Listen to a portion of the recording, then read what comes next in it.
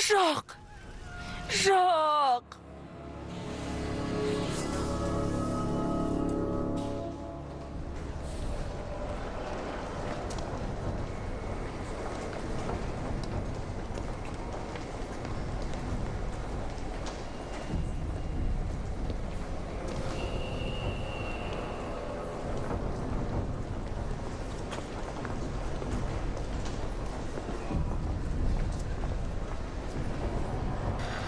Жарылыс бір уақытта 5 жерде болуы мүмкін. Америка елшілігінде, Галатадағы синагогада, Бұғаздағы 2 көпірде және дәл мен тұрған жерде, яғни метрода. Оған қоса беделділігін бірнеше бизнесменді ұрлап әкеткен. Сәлем, бүгінгі қастандыққа бұның қандай да бір қатысы бар ма? Білмейді екем. Мен бұл ақпаратты кездейсоқ біліп қалдым. Олар енді маған сенім артып келеді. Батманға жіберді мені. Жарайды, сәлем. Рәзмимен байланысыңды үзбей, ертең бірден ойлап табармыз. Кездескенше.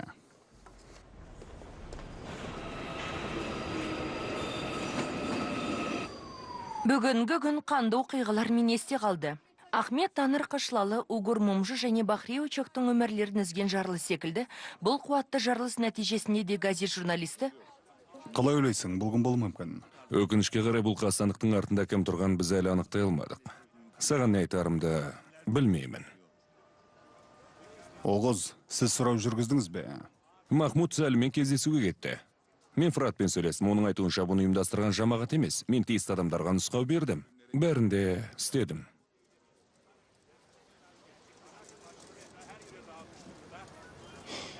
Жағдай расымен де қиын екен. Олар Ирак, Палестина және Ауғанстандағы түнгі рейдтер кезінде күнәсіз балаларға бомба тастады. Олардың мұндай әрекеттерін тоқтату үшін Біріккен ұлттар ұйымы немесе жалпы әлем не істеді? Ол ұйым кедей елдерге эмбарго салып, сауданы шектегеннен басқа не бітіріп отыр? Айтыңыздаршы. Байғұстар.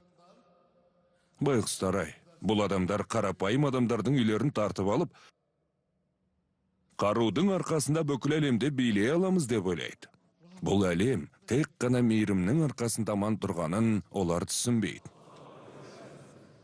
Және бар жақсылық пайғамбарымыздың қолдауының арқасында екенін ұқпайды. Исламның жүрегіндегі бұл зорлық, зомбылық, жәбір көрсету, қанау, қайғы, қасірет қашанғы жалғаса бермек. Жетер. Олар нағыз әзәзілдер. Жетер. Жетер. Олар барлық жерге зұлымдықтың дәнін себуде. Жетер. Жетер. Жетер. Жетер. Бұл әлемнің игіліктер уақытша.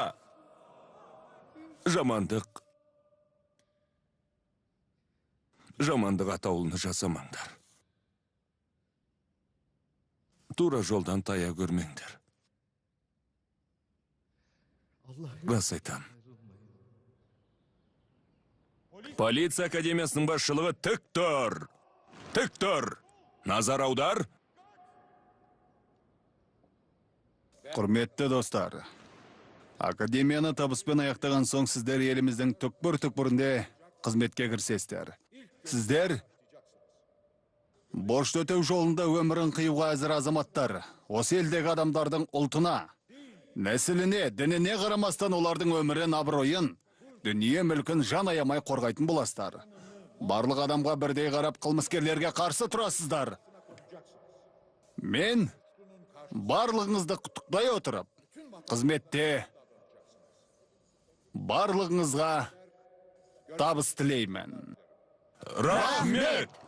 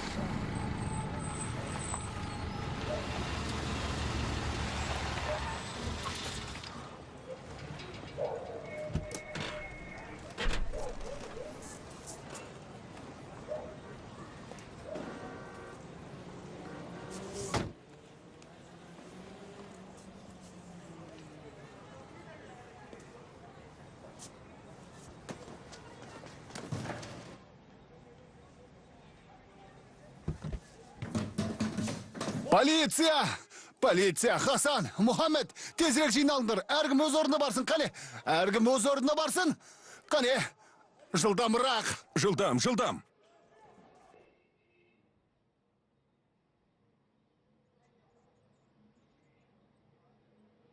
Құстар торға түсті. Операцияны бастаңдар.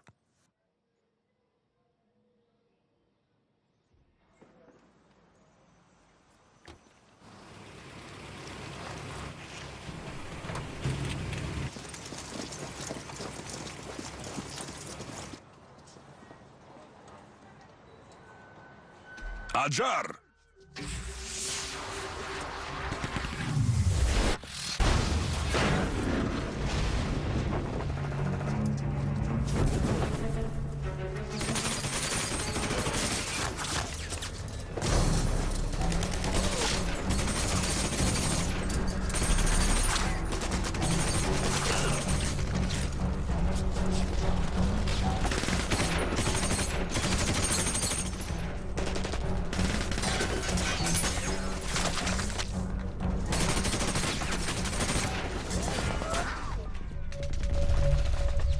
Абайлаңдар!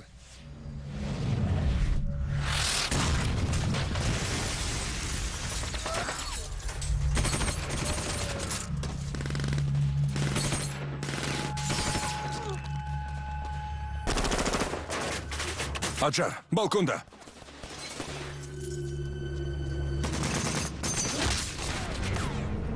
Кетуіміз керек, кеттік. Бол, тез. Қане.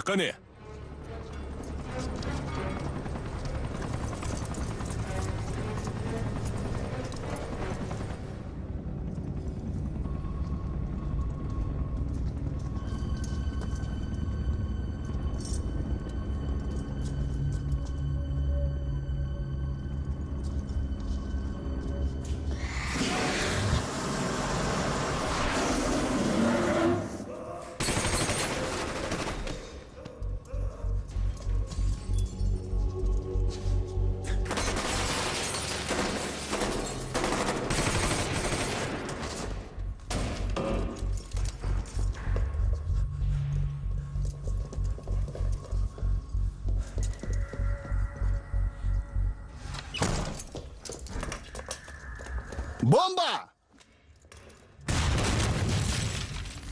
Тезірек!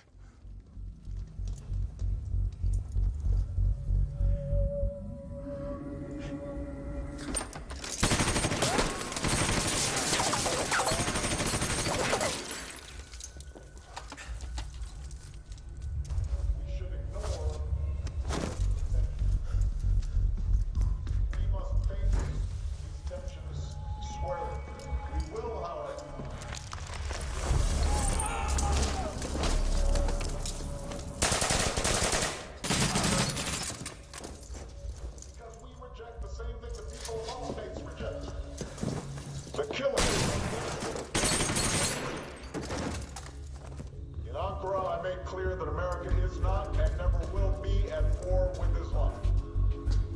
The Holy Quran teaches that whoever kills an innocent he has killed all mankind.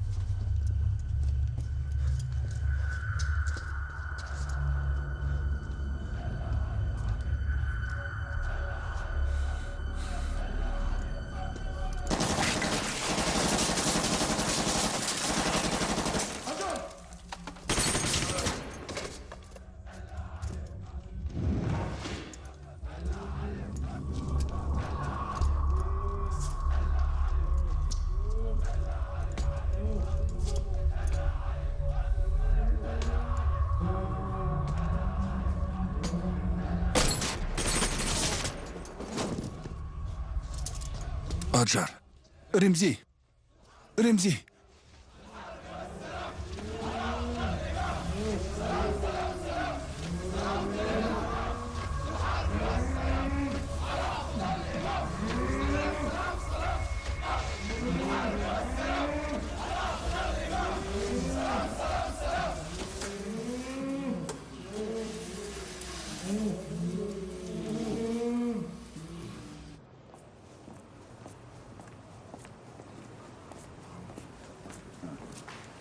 Махмуд, операция аяқталды ма?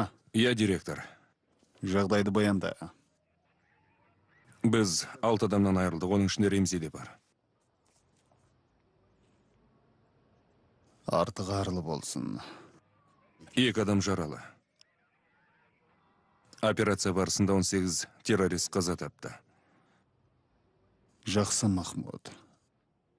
Оларға халықаралық қолдауда көрсетіліп отырған шығар. Олар тезірек әшкерелеуіміз керек, Махмуд.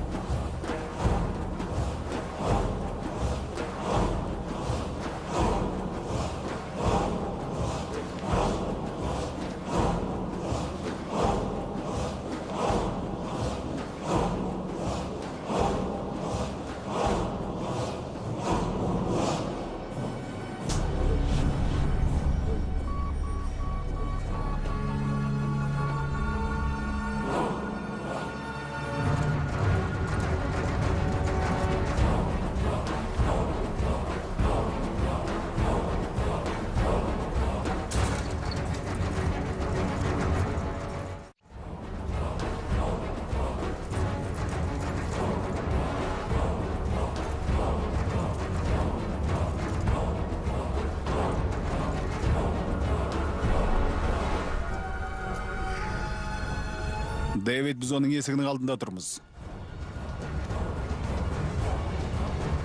Есігін сындырыңдар. Қозғалмаңдар!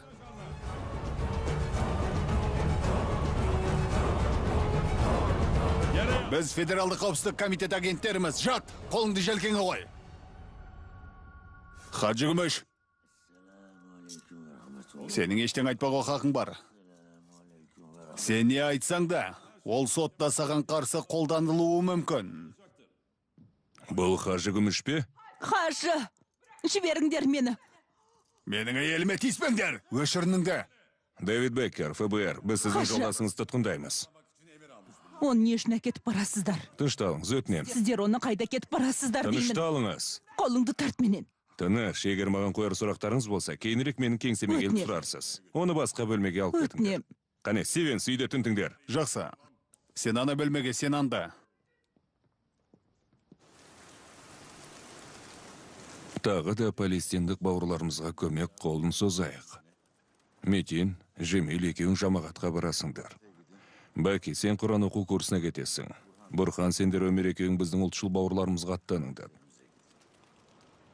Алла жар болсын. Алла жар болсын.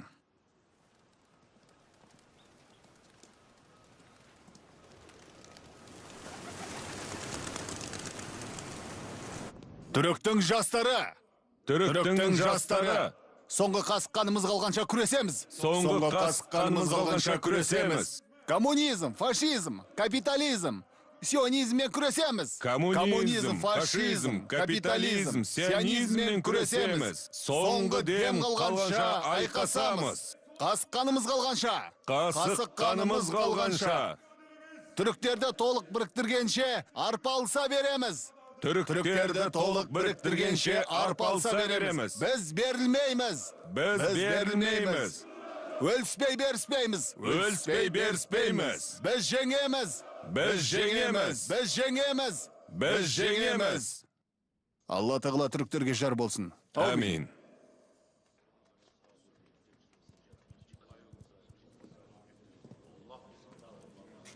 Армысыздар, ұстаздар. Сәлеметсіз бе? Сәлеметсіз бе? Тыңдап тұрым. Бізді молда жіберді. Біз палестин достарымыз үшін көмек сұрауға келдік. Жаратқан сіздің жақсылығыңызды сауапқа жазсын.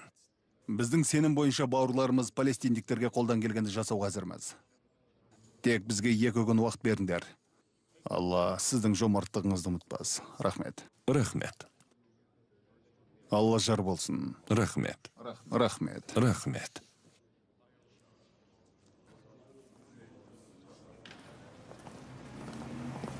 Өмір аға, мен жігіттермен бірге базарға барып келейін. Сау болыңыз. Сау болыңыз.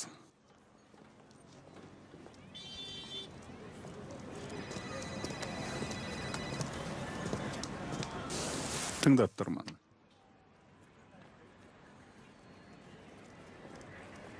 Жақсы мырза.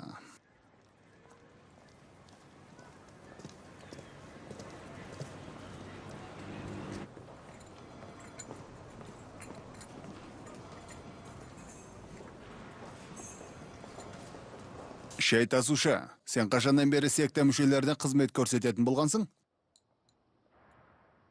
Не қарап қалдың? Сені күтіп отыр. Мені ме? Екеуіңіз де. Мен?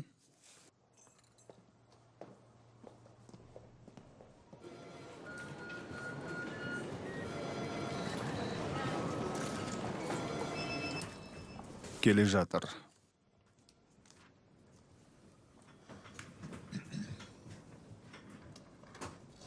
Отырыңдар.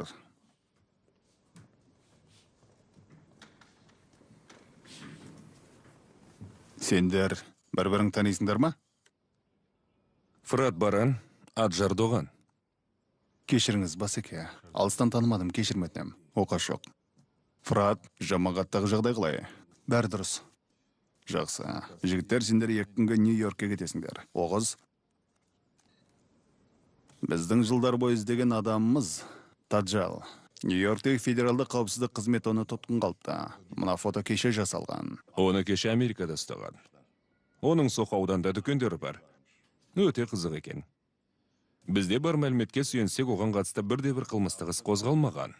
Қысқасы, Тажалдың ешбір террористік әрекеттерге қатысы болмағандықтан американ тұрын Түркияға қайтару мүмкін. Міне, мәселе сонда. Түсінесіңдер ме?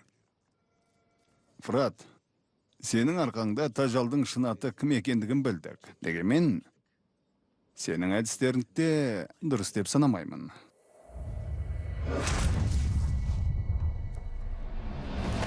Айт! Қане, Тажал деген Хажы Күміш пе? Аға, білмеймін дедім ғой. Маған қара, қане, Тажал Хажы Күміш пе? Солай ма? Айт! Иә, ол Тажал. Соңғы рет сұрап тұрмын. Тажал ол Хажы Күміш. Не дедің? Тажал ол Хажы Күміш. Фырат, бәрі дұрыс, директор. Біздің досымыз сырын ақтарып жатыр. Таджал бұл қарасат күні жердің бетіне шығып барлығының көзін жоятын адам.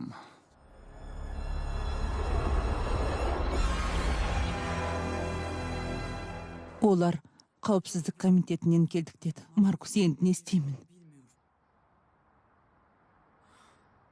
Мария, ең бастысы көңіліңді түсірме. Мен не болғанын анықтаймын. Бұдан былай не болса да бірден маған хабарлап отыр. Не болса да қоңырау соғып айтатын бол. Ең бастысы маған айтпастан өз бетіңше ештеңе істеме. Жарай ма? Мен кеттім. Ал, жақсы.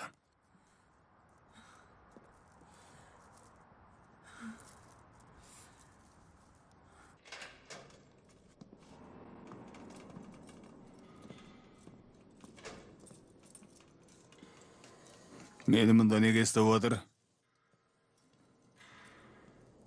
Маған қорғаушы керек. Қорғаушы керек.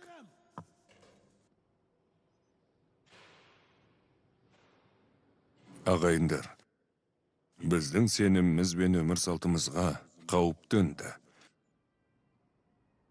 Федералды қауіпсіздік комитеті біздің қожамыздың үйіне басып кіріп, оны ұстап әкетті. Егер оны Түркияға жіберсе, біз оны сосын қайтып көрмейміз. Олар біздің әрбір қадамымыз бен сөзімізді аңдып отыр. Әрқашан сағы жүруіміз керек. Алла жар болсын. Аумин. Джонатан, мен ештеңе білмеймін. Біз қалайда оны қайтаруымыз керек. Жақсы, рахмет.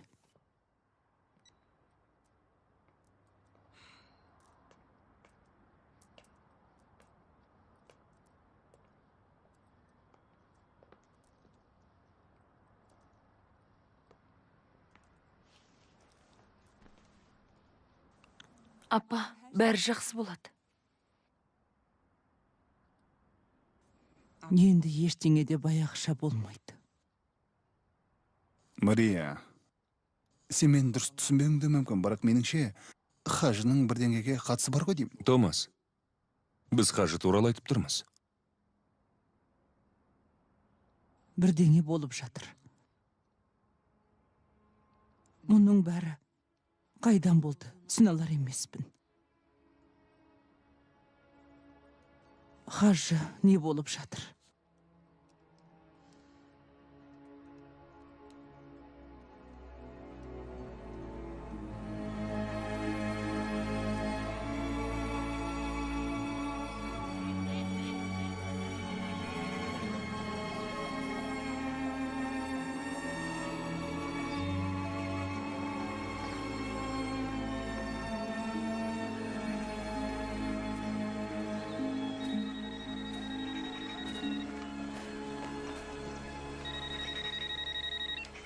Алло, Фырат, құлыным сол. Халің жақсы ма? Бәрі жақсы ата. Хабарласқаныңа қуанып тұрмын. Өзіңіз жақсымысыз? Бірдеңе боқ болды ма? Ата, мен Америкаға кетіп барам. Америка? Жолың болсын. Мен сенімен біргемін. Аман есен оралатын бол. Құлыным. Әрқашан аман бол. Жақсы аташым, уайымдама. Аман бол, қарашығым.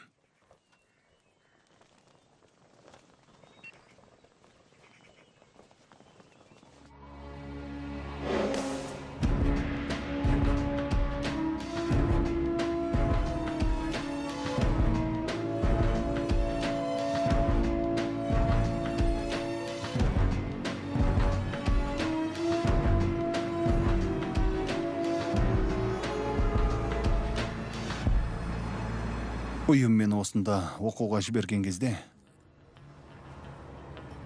жасым 28 деді. Америкада қандай оқиғалар бастан өтпеді десеңші. Басеге бірдеңе боқ болды ма? Саған бұл жоқ ұнамай тұрған сияқты ғой. Сен одан да жұмысыңды ойла.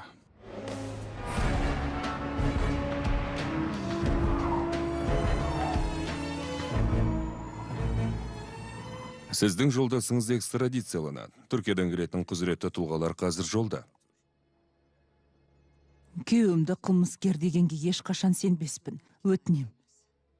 Жолдасым не білдіріп қойды? Айтыңызшы. Тыңдаңызшы, Гүміс ханым. Гүміш.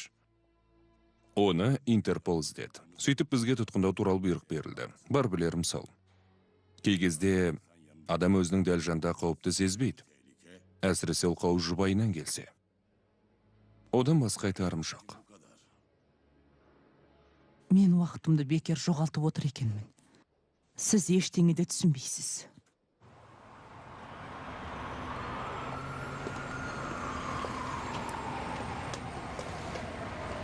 Иә, Маркус, дәл солай. Бүгін.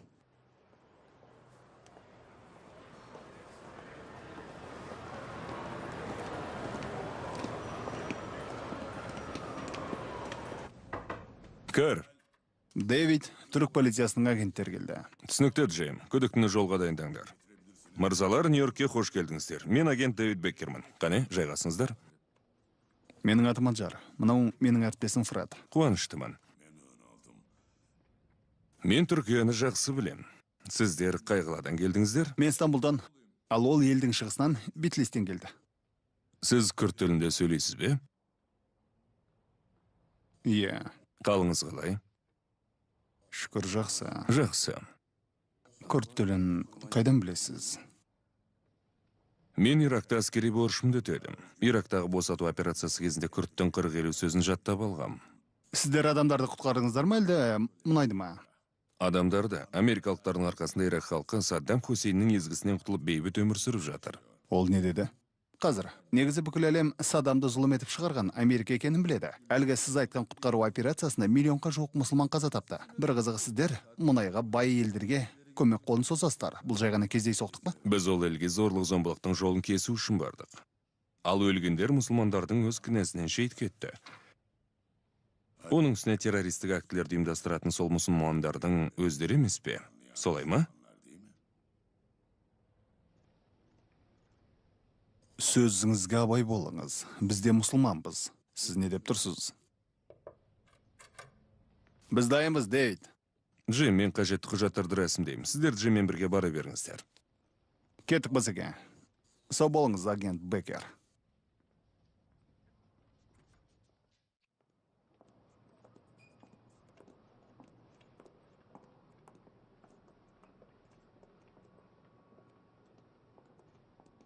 Мына оңбаған мұсылмандар жек көреді екен. Ол үшін қоғаммен келіспеген адамның бәрі террорист. Шумды қоздырған қырыш.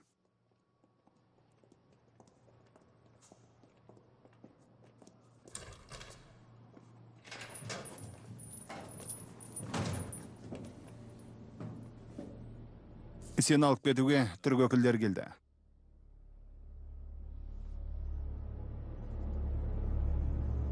Ассаламу алейкум. Уағалейкум салам. Хаджи Күміш. Жүріңіздер.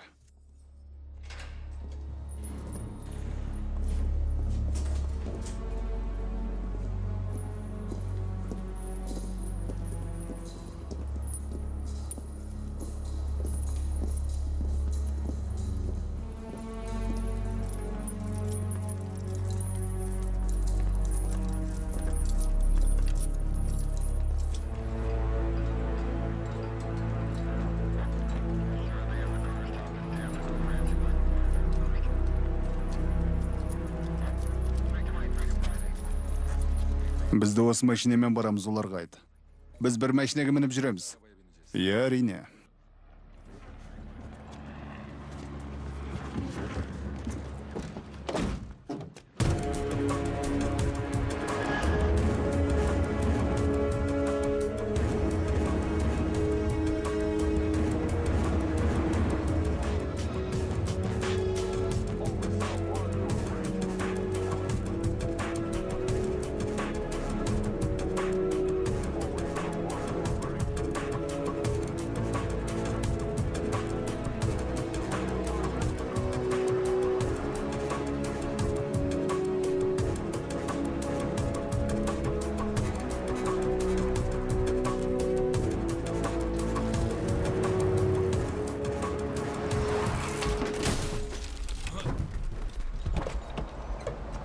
Сайттан алғыры.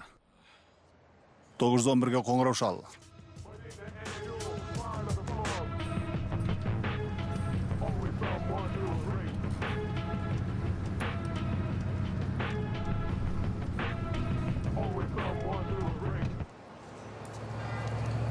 Біз ФБР агенттеріміз, мен арнайы агент Джеймс МакКуин болам. Қандай да бір маңызды сұрақтарыңыз болса, немесе бізбен байланысқыңыз келсе, мына нөмірге қоңырау шалыңыз.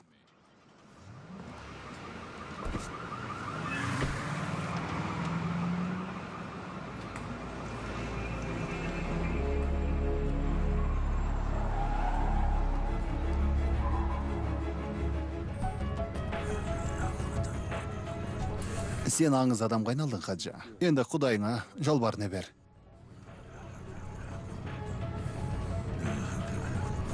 Аузыңды жапшы, Хаджа.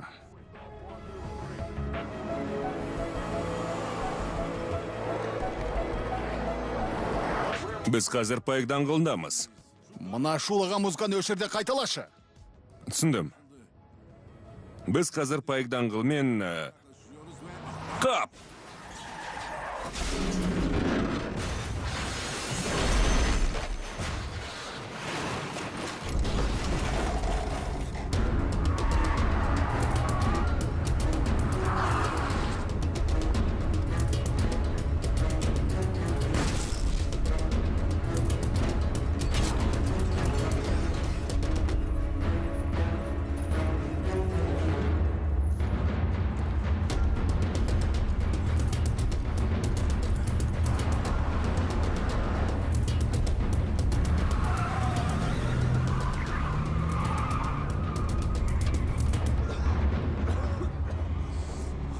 Ажар! Ажар, амансың ба? Иә, шүкір.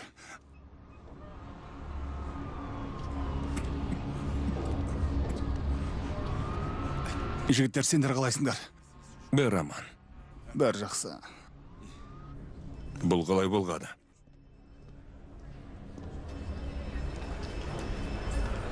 Нью-Йорк полициясына хабарласыңдар. Түркиялық күдікті Хажы Гүмішті қолға түсіру үшін ұстау операциясының жоспарын жарияласын. Ол тұтқыннан қашып кетті. Бұл туралы түрік билігі мен Интерполға хабарласыңдар. Тезірек қимылдаңдар. Қане? Кеш жарық. Сәлеметсіз бе, директор? Жағдай қалай, жігіттер? Директор, бізде күтпеген жағдай болды. Не болды, Ясин? Америкада қиындықтар туындап отыр. Нью-Йоркте әуежайға кетіп бара жатқан тажалды біреулер ұрлап әкеткен. Не?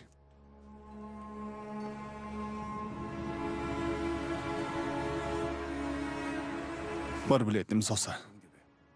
Тағы жаңалықтар болып жатса бірден хабарын берем. Жарайды. Маған күдіктіге қатысты ақпараттың бәрі керек. Жолдағы видеобақылау камераларының бәрін шолып шығып, күдіктіні іздеу жөніндегі постылардың бәріне жіберіңдер. Тезірек. Бұл бұйрық. Біз не істейміз? Сіздер біздің қонақсыздар, оның үстіне азаматтық тұлға саналасыздар. Жұмысымызға кедергі жасамағандарыңыз дұрыс. Сонда қарап отырамыз ба? Мұнда ешқандай құзыреттеріңіз жоқ. Оны біз қадағалап отырғанда көз алдымызда ұрлап әкетті, сондықтан бізге қатысы бар. Ақымақты жасамаңдар. Біздің заңымызға бағынуға міндеттісіңдер. Ол не деп жатыр? Сендер қонақсыңдар, араласпаңдар деп жатыр. Құлақ шекеден періп жіберу керек. Бізді өздерімен бірге алып жүрсін деп айт оларға. Иә, қазір бір-екі жерге соғамыз. Бізде барсақ бола ма? Болады. Тек бізге кедергі жасамаңдар. Стив, уақыт болды, кеттік.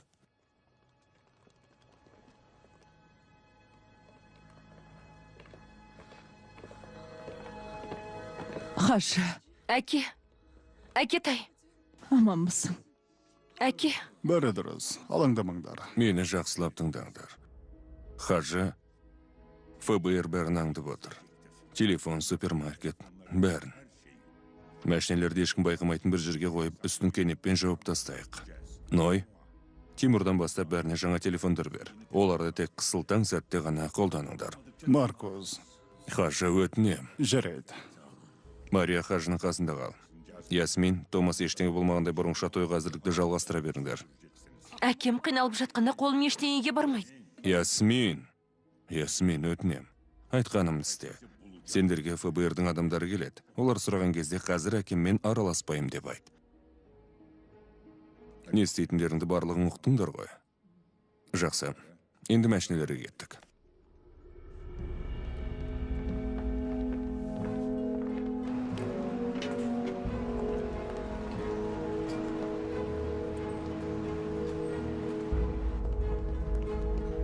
Бізге басқарушы керек. ФБР. Мұндам. Тыңдап тұрмын. Сіз басқарушы боласыз ба? Иә, сіздерге не керек? Дэвид Беккер, ФБР. Кімді іздеп жүргенімізді сен жақсы білесің. Көлгірсудің қажеті жоқ, айтқане. Сізді түсінбей тұрмын. Бастығың қайда? Оны тұтқындап әкетті емес пе? Ол бүгін қашып кетті, оның қайда екенін айт. Қане? Оны мен... 2 сағат ішінде бар білетінді айтып бересің, болмаса елден кетуіңе тура келеді. Иә, Беккерман. Дұрыс. Әрі қарай аңдай беріңдер.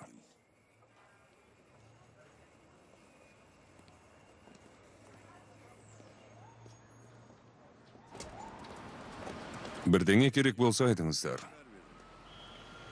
Енді не істемексіздер? Біз түрік елшілігіне барамыз.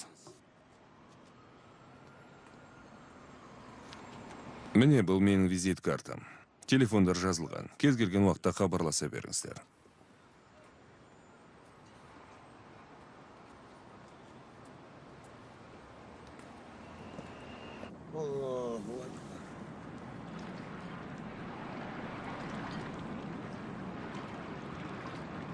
السلام عليكم ورحمة الله. السلام عليكم ورحمة الله.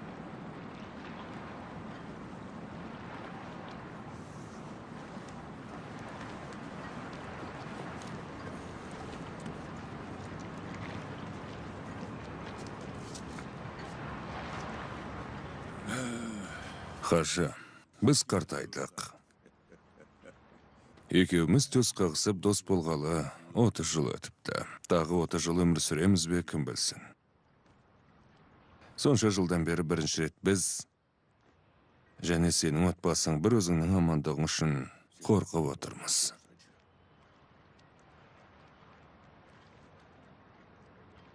Бұл жалғанда адамның ырқына көнбейтін екі ақиқат бар.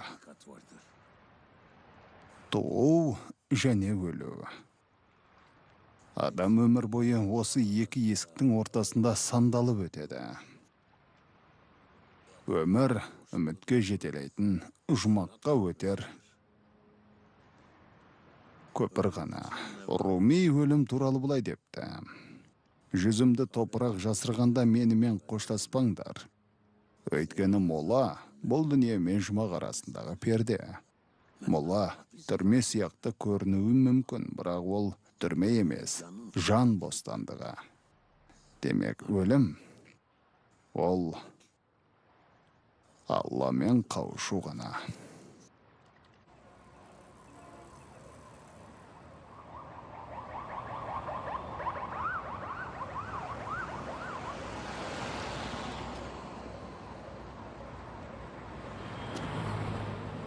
Мырза, жағдайыңыз жақсы ма? ФБР сіз туралы сұрады. Олардың қасында тағы 2 түрік полицей болды. Мен ештеңе білмеймін дедім. Жарайды, мырзам, түсіндім. Жақсы.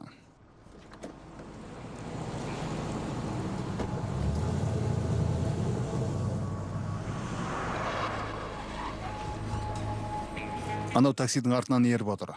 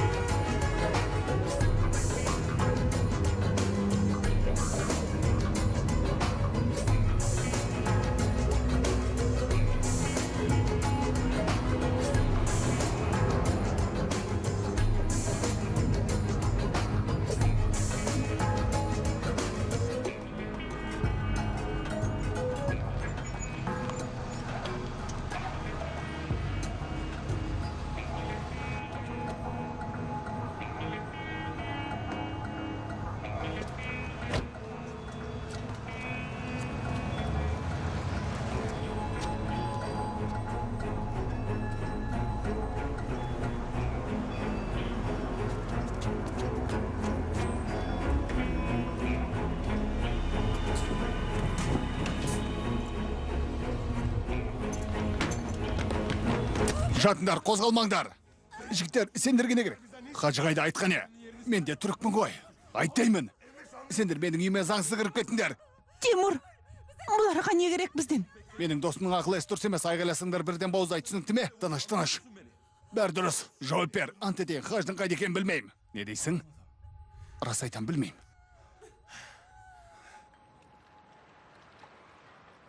Уайымдама, Хажы. Біздің жігіттер сені Америкадан алып кету үшін кеме іздестіріп жатыр. Сен бір аптада бұл елден кетесің. Мен есімге алаңдап тұрмын. Дәл қазіргі сәтте сен оны емес, өзіңді ойлағаның үшін. Оған ешкімде тиіспейді. Хажы, сендер не болып жатқанын маған айтуға тиіссіңдер. Ол адамдарға сенен не керек? Өтінем айт маған.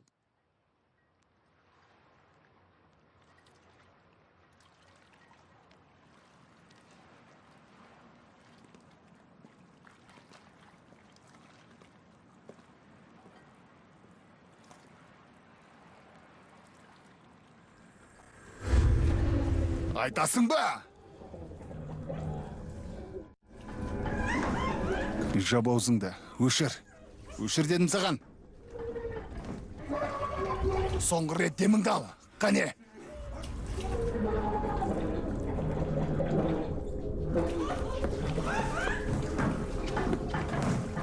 Фрат.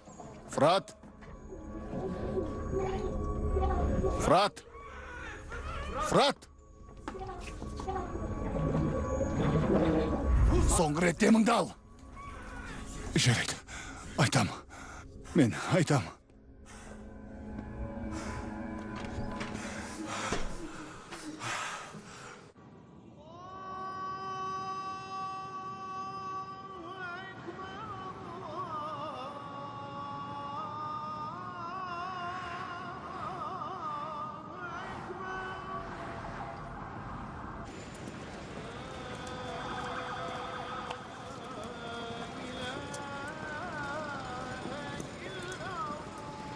Мырзалар, мен Дэвид Беккерман.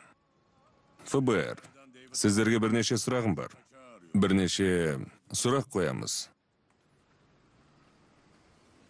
Сонымен болды.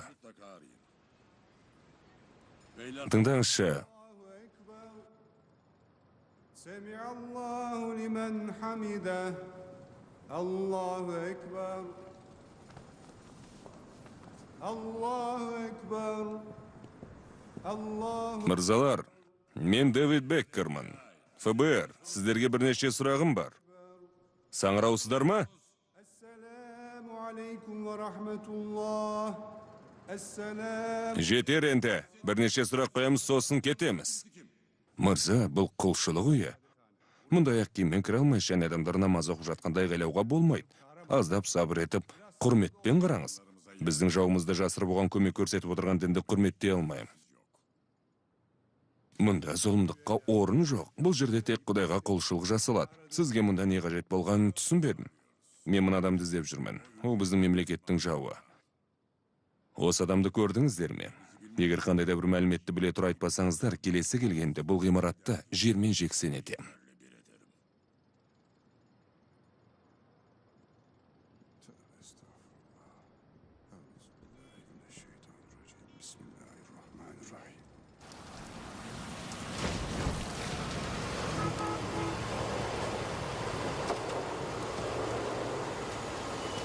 Қайда?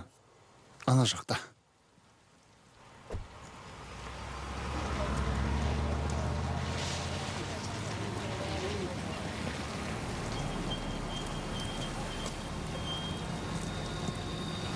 Енді қайда? Мұнда.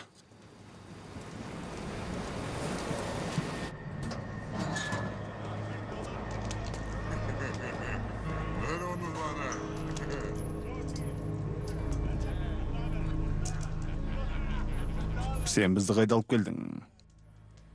Миша?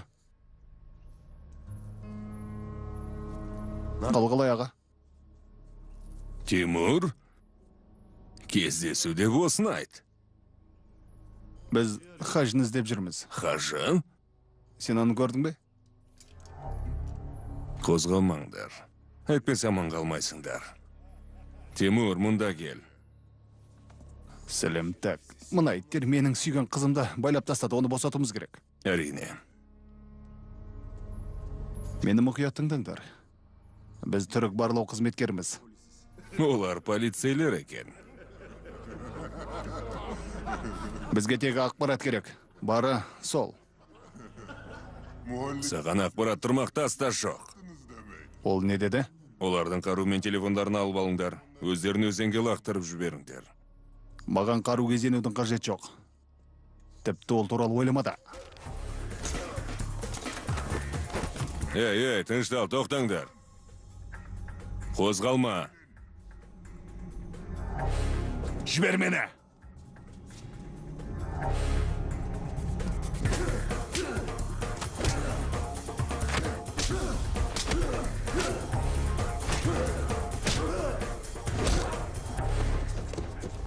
Байлап тастаңдар. Бейшара сілімтіктер, босатыңдар!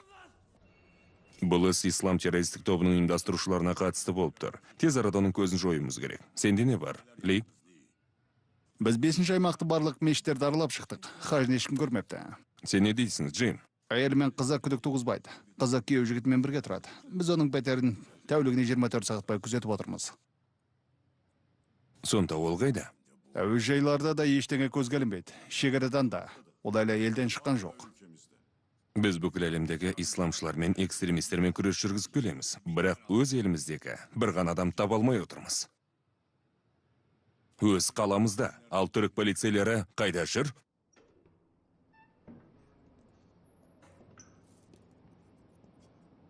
Не болып жатыр? Сендерден хабар болмай кетті ғой. Жағдай қиын. Бәріміз қажы үшін алаңдап отырмыз.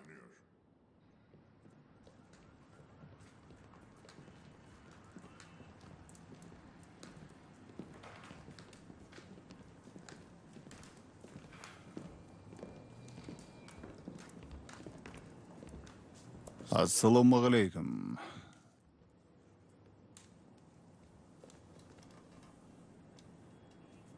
Мен бірге жұмыс істеген бейгін адамды қинау жөн емес. Мен осындамын. Менің кінәм не? Не үшін айыптап отыр? Сен өз кінәңді білесің. Мені өлтіріп түбіме жеткенше сенің соңыңнан қалмаймын. Өлтіру? О не дегенің? Жаратқан айтқан. Кімде-кім саналы түрде өзге адамды өлтірсе, ол мәңгілікке, тозаққа барады. Яғни, ومن يقتل مؤمنا متعمدا فجزاه جهنم خالدا فيها. Хажа, бұл аятты оқымай-ақ қой. Демек сен Құранды біледі екенсің ғой. Оларды босатыңдар. Қажы, Біз сендермен келісімге отырамыз. Сендер маған қонақсыңдар. Сосын сендердің қалауларыңды орындаймын.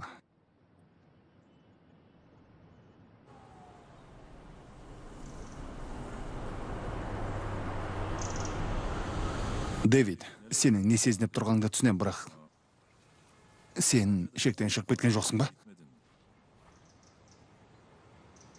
Джейн, әлгі мұнарақ ирандыларының астында менің інім жатыр. Әкем өлер алдында оған қамқор бол деген еді. Бірақ қазір оның моласы да жоқ. Не айтып тұрғанымды түсінген шығарсың. Олардың бәрі де кінәлі.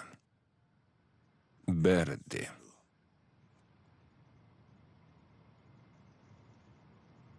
Брайанды бәріміз жақсы көрдік. Және әрқашан есімізден шығармаймыз.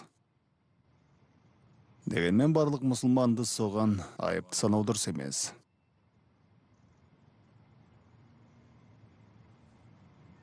Мүмкін мен артық кеткенде шығармын.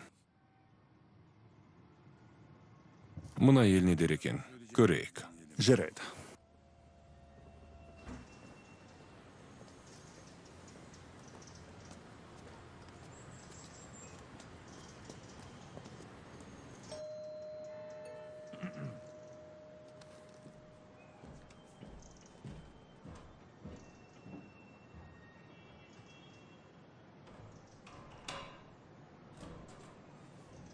Біз агент Маккюн және Беккер боламыз. ФБР, сізге бірнеше сұрақ қойсақ бола ма? Иә, әрине.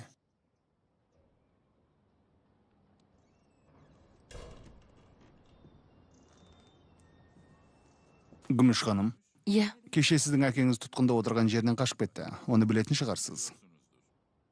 мен әкеммен араласпаймын. Өткен жылы сіздің әкеңіз бірнеше мұсылман елдерінде болды. Шамасы оның сол елдермен үлкен байланысы бар сияқты. Соған орай ол елімізде террористік актілер дайындап жатыр деген ойға келіп отырмыз. Бізге айтар сөзіңіз бар ма? Сіздер мені түсінбеген сияқтысыздар. Әкемен қарым-қатынастың бәрін үзгенмін. Егер бізден жасырғаныңыз бар болса айтып қояйын, террористерге қолдау көрсету, жасырып жабу ауыр қылмыс. Біз ештеңе білмейміз. Уақыттарыңызды алғаным үшін кешірім өтінемін. Жақсы сау болыңыздар. Құдайым ай.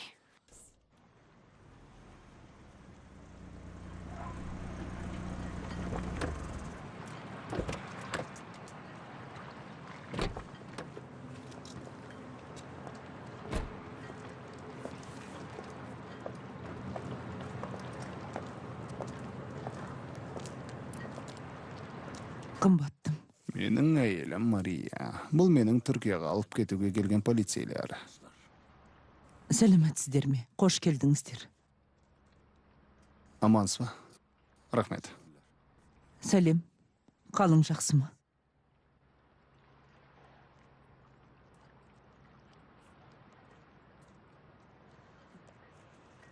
Мұны саған әкелдім.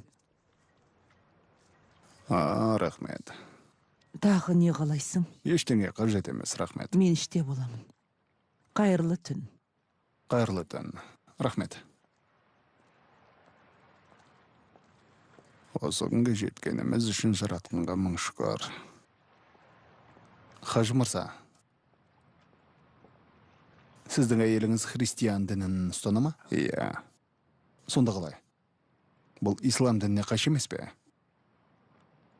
Алла барлығымыз үшін бірдей. Қай дінді ұстансаңыз да, басты мақсат жаратқанға жақын болу. Жақсылық немесе жамандық жасау адамның табиғатында бар нәрсе. Ал ол үшін адамның жазасын беретін бір Алла ғана. Құранда айтылған: لا إكراه في الدين قد تبين الرشد من الغي. Dinde zorlama yoktur. яғни дінге зорлық жоқ. Ешкімді мәжбүрлеуге болмайды. Ал ислам терроризм жайлы не айтасың? Террор адам қолмен жасалатын ең үлкен зұлымдықтың бірі. Терроризмді жақтайтын бірде-бір философия жоқ. Нағыз мұсылман тек қана бейбітшілік пен келісімде өмір сүруді қалайды. Терроризмге бой ұрған адам мұсылман емес. Мен сіздердің не айтып отырғандарыңызды түсінбедім. Бірақ қанша тырыссаңдар да, хажының жаман қырын көре алмайтындарыңа сенімдімін. Оған сенгендерің абзал. Хажы, ішке кір. Менің кетуім керек. Жарайды. Күн кешкіріп кетті. Менің достарым сіздерді ренжітпейді. Қайырлы түн, Ной, қонақтарға лайықты қызмет көрсет. Істің мен жай басқа бағытталған сияқты. Саған олай көрмей ме? Ол бар болғаны уақыт оттырып жатыр. Қандай жағдай болмасын оған сенбе. Қандай жағдай болса да.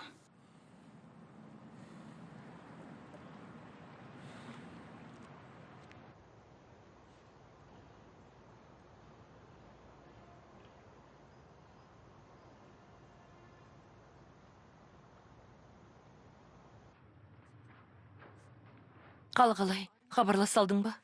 Иә. Мен олармен сөйлестім. Алаңдамай қоя.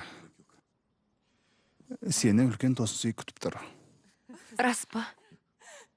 Не деген мейірбан едің? Томас, әкемнің ең үлкен арманы менің бақытты шақтарыма куә болу. Менің де үлкен арманым сол ғой. Рахмет саған. Қам жеме, біз әрқашан сенің жаныңдамыз. Ертең сен ең әдемі қалыңдық боласың.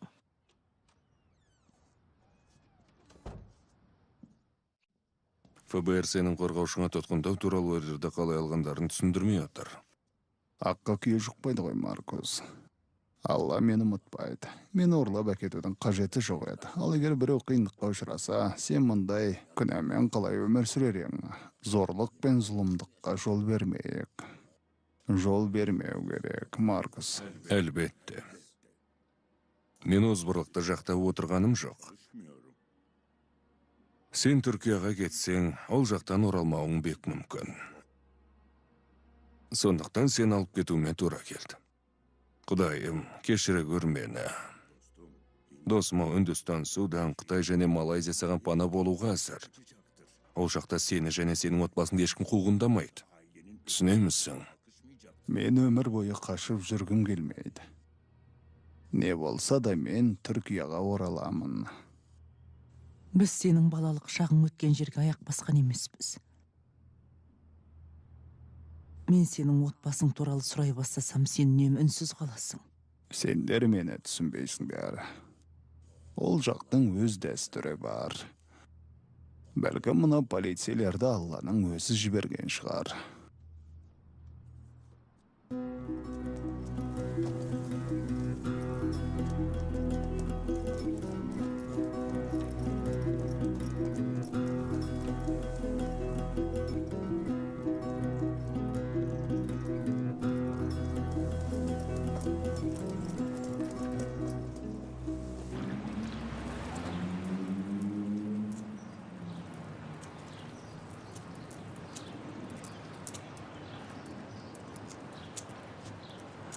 Түнімен көз ілмегенбісің, ұлым.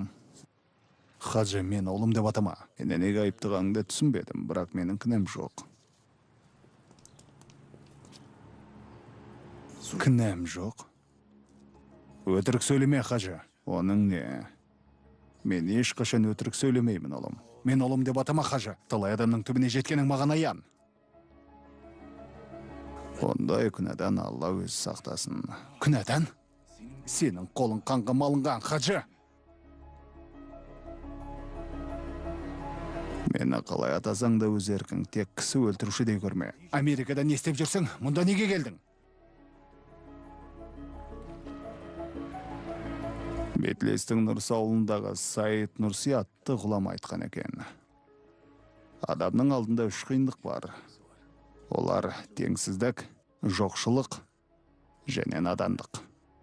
Теңсіздікті махаббатпен және жанашырлықпен, кедейлікті жәрдеммен жеңуге болады. Ал надандықтан құтқаратын тек қана білім.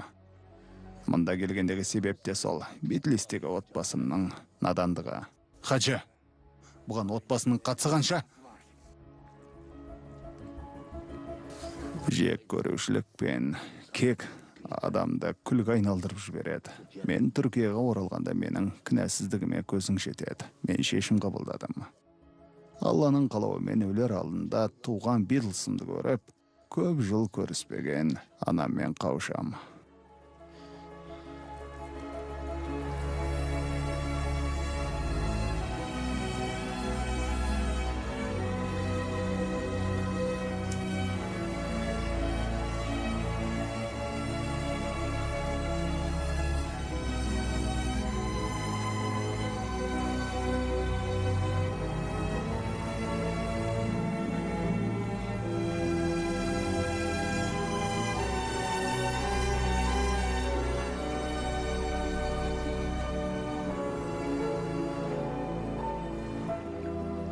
Сіздер үлкен қателік жасап отырсыздар.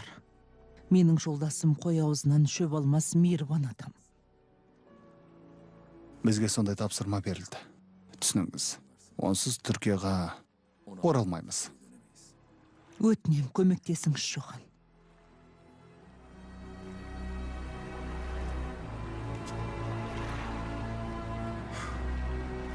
Кіммен байланысқанымызды бірден аңғару керек. Бұл жолы қылмыскерді кетіп бара жатқан жоқпыз. Бекер, ол әлі табылмады. Әрқайсымыз өз орнымызда күтіп жатырмыз. Жарайды, түсінікті, аңдай беріңдер. Мен жолда келе жатырмын. Түрік полицейлерінен хабар бар ма? Жоқ, олар сол күйі түрік елшілігіне де бармапты. Ештеңе бүлдірмеген болар. Сіздер қателесіп отырсыздар. Оған бір көз салыңыздар, шол біреуге зәредей болсын зәбір көрсететін адамға ұқсай ма?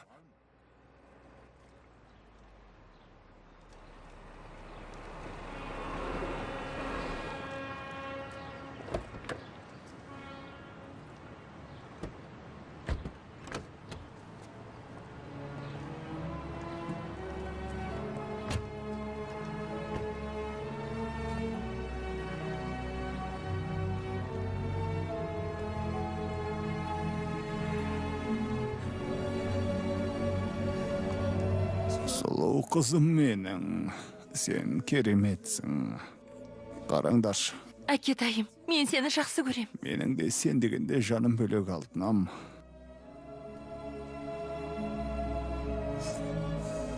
Ботамай, қандай әдеметің. Мұның не? Тойға дейін әлі 10 күн бар ғой. Тойды бүгінге ауыстырдық. Әкем де тойға қатысу үшін. Сіздер келесіздер ғой, е? Жаным, біз келе алмаймыз. Тәуекелге барудың қажеті жоқ. Мария, барсаңшы. Қызыңның жанында болғаның жөн. Сенімдісің бе? Иә. Ол біздің жалғыз қызымыз. Тойында жалғыз қалдырма оны. Томас, қызыма қамқор бол. Алың болмаңыз, шіркеуде некелескен соң мешітке барып мұсылманша неке қидырамыз. Тамаша. Ал енді жолдарың болсын. Жақсы. Жолдарың болсын. Сен расымен сенімдісің бе? Иә, нық сенімдімін. Мен үйлену салтанатынан соң бірден қайттым. Жарайды. Мен сені жақсы көрем. Мен де сені жақсы көрем. Бара ғой.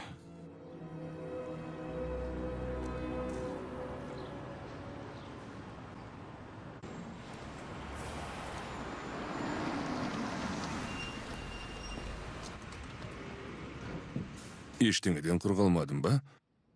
Той енді басталды. Жақсы, біткен соң бәрін бақылаңдар. Болады.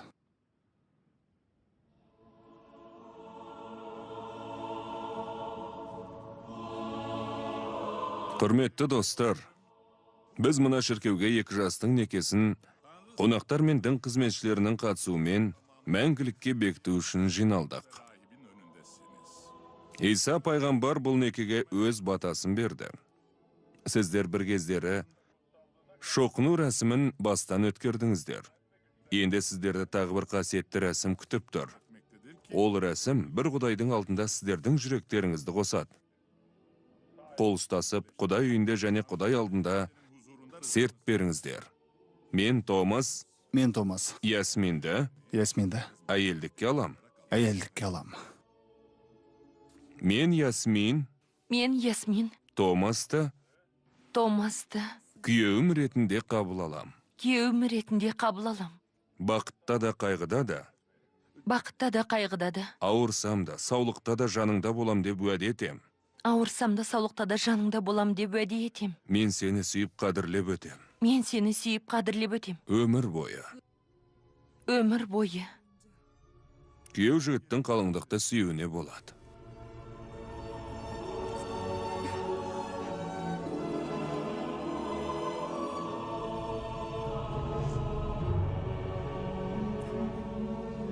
Әке, мен үшін жасаған бар жақсылығың үшін рахмет саған. Маған арнап жұмсаған әрбірісің, үйреткен өнегең үшін алғыс айтам. Мен сені жақсы көрем. Мен де сені жақсы көрем. Алтыным менің.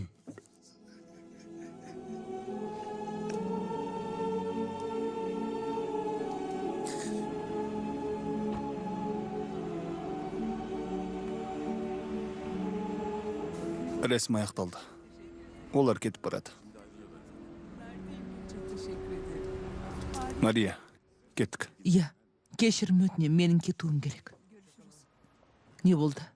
Хаджи бізді қорғаушының кеңсесіне күтіп отыр. Қызым үшін ең бақытты кеште мен оның жанында бола алмадым. Мен берілуге дайынмын. Джонатан, полицияға хабарлас. Хажы, қалай? Сенімдісің бе? Иә. Хажы, федералдар сені қалай алып кеткен туралы сұрайды. Ештеңе айтпа. Әрине. Достарым, сендердің уақыттарыңды алуыма тура келді. Ол үшін кешірім өтінем.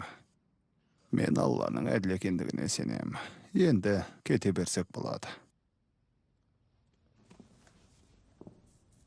Фрат, сені бір минутқа бола ма? Сөйлесуіміз керек.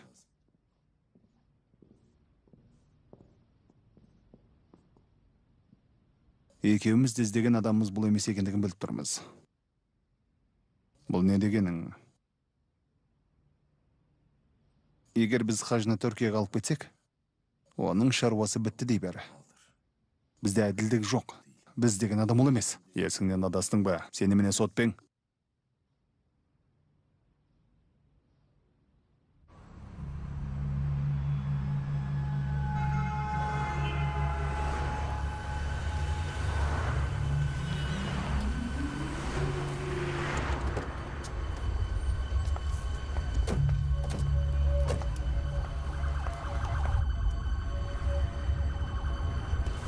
Тезірек соңымыздан аңдып келеді. Бізді байғақ қойған сияқты. Біреулер аңдып келеді. Не істерімді білмей тұрмын. Мүмкін басқа жаққа барармыз. Олар қазір ғана 48 және 49 көшелеріндегі қиылысындағы 3-ші даңғылдың нөмірі 76 үйге кірді. Енді қайтсақ екен. Маркус байбалам салмаш, Хажы бізге ФБР-ға қоңырау соғудың қажеті жоқ, олар өздері келді. Не болып жатыр? Оның рас, мен Маркусты қиын жағдайда қалдырғым келмейді. Хаджы, біз сені еліңе әкете алмаймыз. Неге? Егер Хаджи Түркияға барса, ол мұнда қайтып келмейді. Оған қандай айып тағылған білмейсіңдер ме? Оны радикалды ислам террористік тобын ұйымдастыр деп айыптап отыр. Террористік?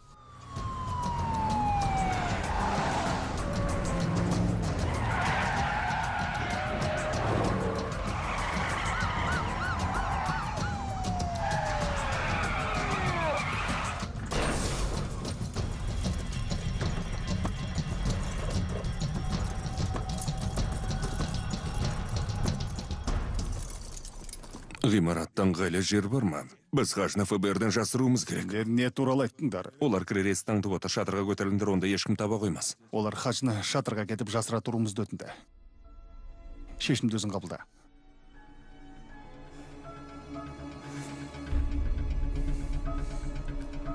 Қаруларын өткізетін болсын. Тапаншаларыңды бер оларға, тезірек алып кетіңдер.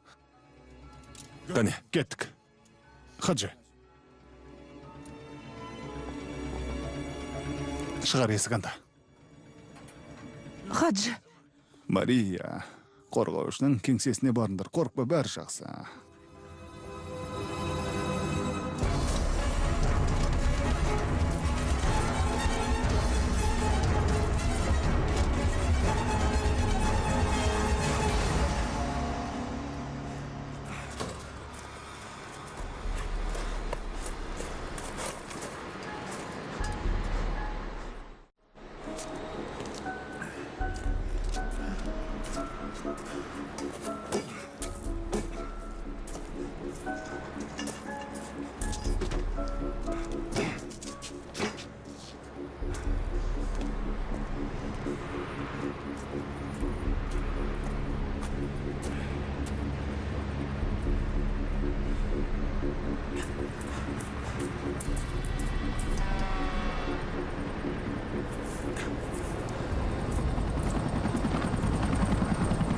Демек олар шатырда екен ғой, тезірек шатырға көтерілеміз.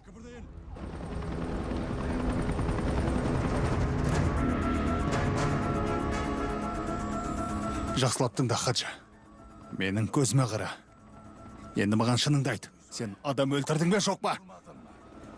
Мен ешкімді өлтірмедім, ұлым. Маған ұлым деуші болма, Хаджы. Сенің кісі өлтіруші екеніңді білем. Мен ешкімді өлтіргем жоқ. Мен қылмыскер емеспін. Хаджы, маған шыныңды айт. Мойында енді. Фрад, есіңнен адастың ба, не істеп жатырсың? Тапаншаң түсір. Біздің бәрімізді өлтіре, түсір деймін.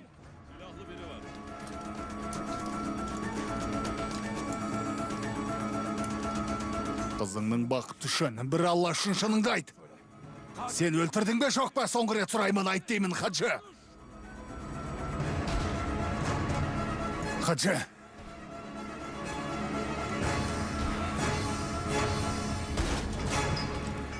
Жат!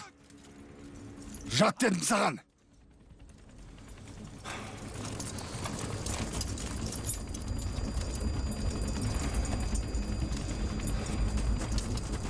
Қолға түстің бе оңбаған?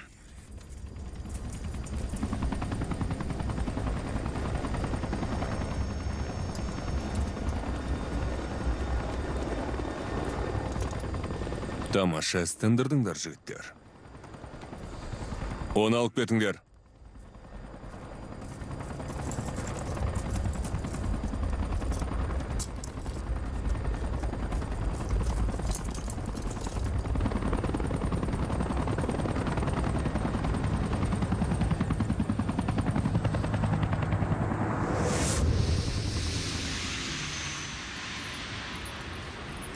Күдіктіні қалай тапқандарыңды білмеймін, дегенмен көмектеріңе рахмет.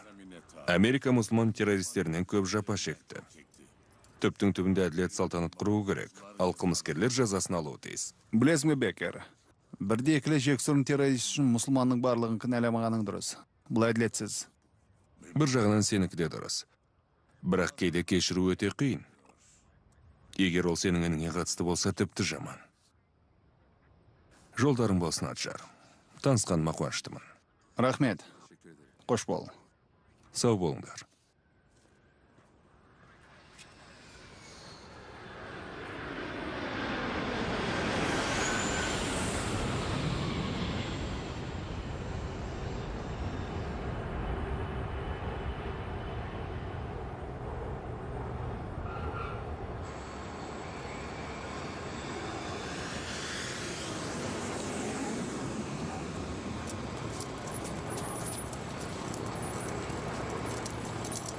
Хош келдіңдер, жігіттер. Мен сендерді мақтан тұтам. Жүріңдер.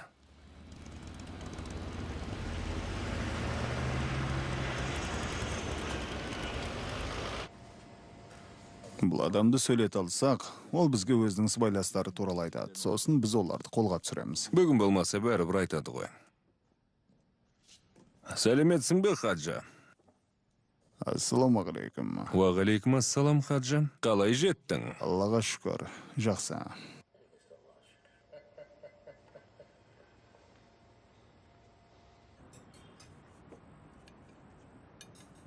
Енді қайттық. Оның қайда екенін кім біледі? Қайғыра бермеңіз. Қазір оны біздің жігіттер тергеп жатыр. Сот билігі оны босатады деген ойдамын. Иә, міндет түрде. Қалай қайғырмайын? Сендер мен алдап тұрсыңдар. Мен бұл елдегі кінәсіз адамдарды не күтіп тұрғанын білемін. Ол террорист емес. Ол осыншама қорлық көруге тиіс емес еді. Мария, өтінем, тыныштал.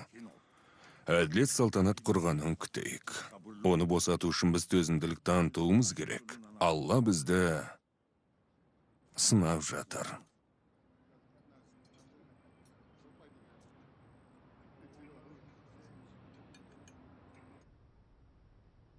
Отанымның топырағын баспағалы 37 жыл өтіп.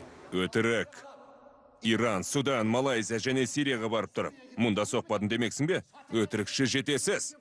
Түркиядағы сыбайластарың кім? Кімдермен байланыс жасадың? Жарылыс және қастандық жасау туралы қашан және қалай бұйрық беріп отырдың?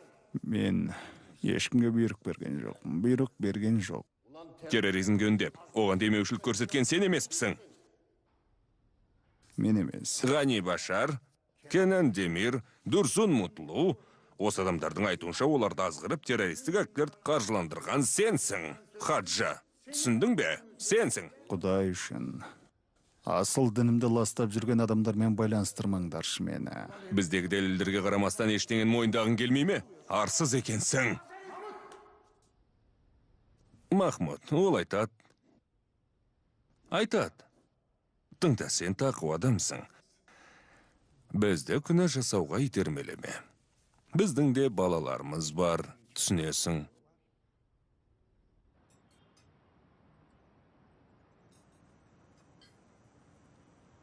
Сен жақсы боксшысың. Мен де өз уақытында чемпион болғам. Бірақ үнемі бір пәлеге тап болып жүрушем. Хажы жас әрі Албырт кезінде талай қиындықтан аман алып қалды. Онымен таныспағанымда, қазір қай қиырда жүретінімді кім білсін. Ол мені исламмен, шығыс философиясы және шығыс ақындармен таныстырды. Біз ол үшін жанымызды шүберекке түйіп отырмыз. Біз оны ойлап қиналып жүрміз. Қорқудың қажет жоқ. Сіздер білесіздер ме жоқ па, бірақ Еуропамен тәжірибе алмасу нәтижесінде талай реформалар жасалды. Мәселен, өлім жазасын алып тастады және тергеу кезінде көптеген әдістерді қолданып, қинауға заңмен тыйым салынған. Бәрі жақсы болады. Сен жақсы адамсың, Аджар. Келгенің үшін рахмет. Көріскенше. Сау бол. Көріскен жақсым, мен сені жақсы көрем.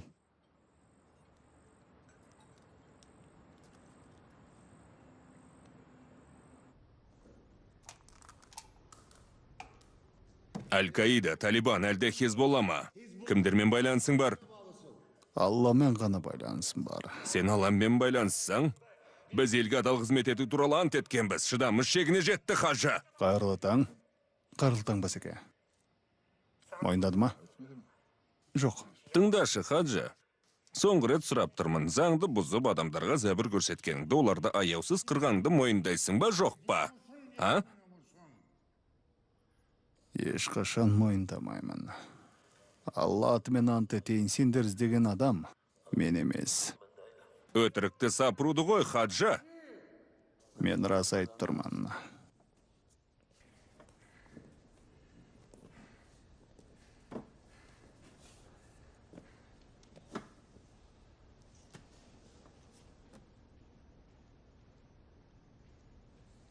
Біз сен туралы бәрін білеміз.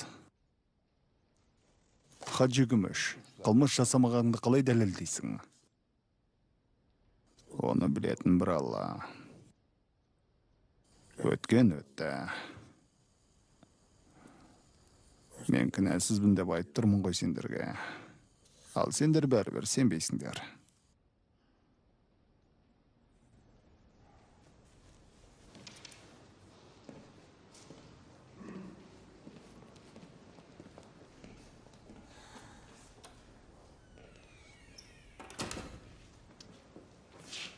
Оған қайран қалып отырмын. Не дейсің? Оны тергеп жатқанымызға қаншама күн болды, мойындауға жететіндей уақыт өтті. Шаршадың ғой, барып демал. Рахмет. Директор, мүмкін Хаджи маған бірден айтып қалар. Жарайды, байқап көр. Сәттілік. Сау болыңыз.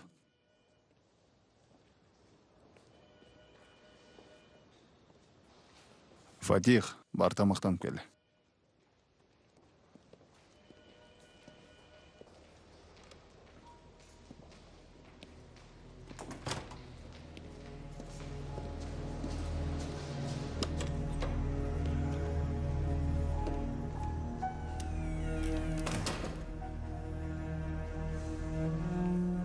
Хаджи, ұйқыңды аш.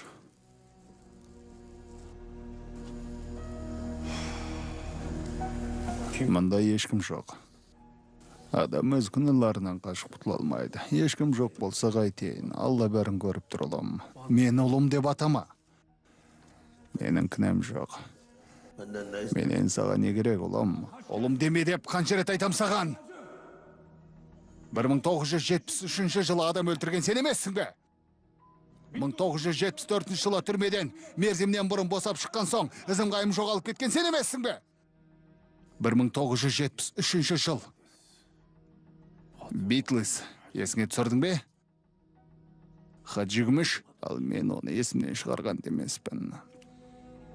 Сенің адам өлтірген қылмыскер екеніңді білем, Хаджи. Мені кісі өлтіруші деме. Ал сен маған жалған сөйлеме.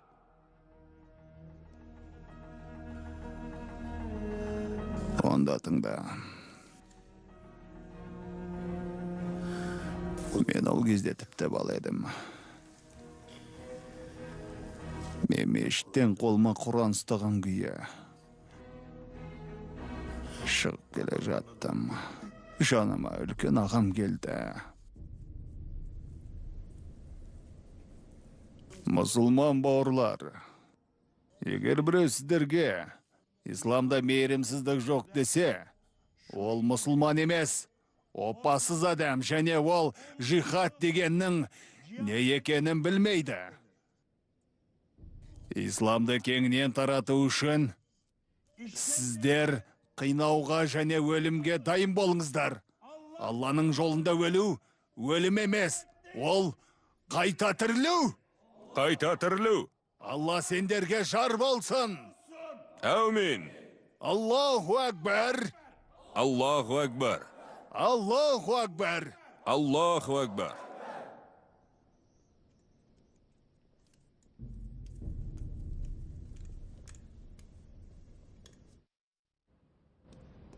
Әміршім, біз терактілерге қатысты жаңа нұсқау алдық. Жақсы. Біз сіз айтқан мұсылмандарды тексеріп көрдік, бірақ олардың ешқайсысы көмек бермеді. Солай ма?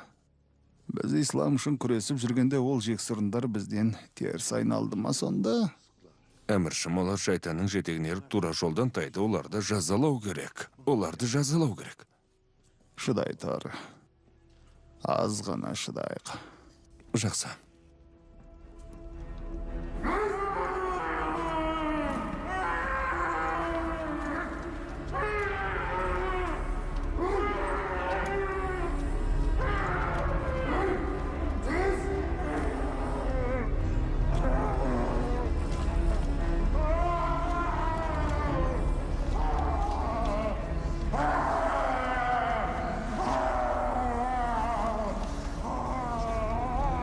Аузыңды жап, өшірініңді.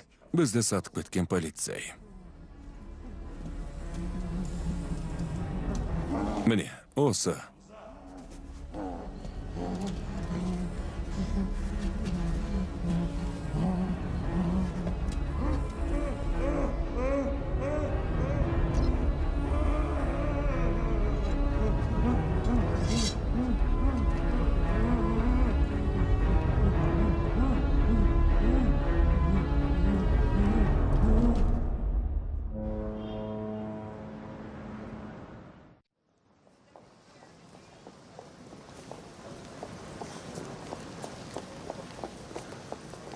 Мен Хаджы мырзамен кездестім, оның жағдайы жақсы. Тек аздап шаршаған. Сіздерге сәлем айтты. Оны көргім келеді.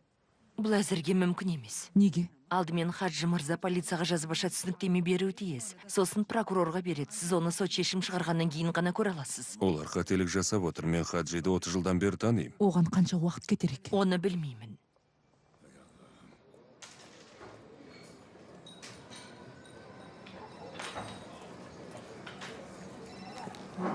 Алло? Сен келдің бе қолынам? Келдім ата. Қош келдің. Мен сені уайымдап қанша күннен бері көз іле алмадым. Қалың жақсы ма?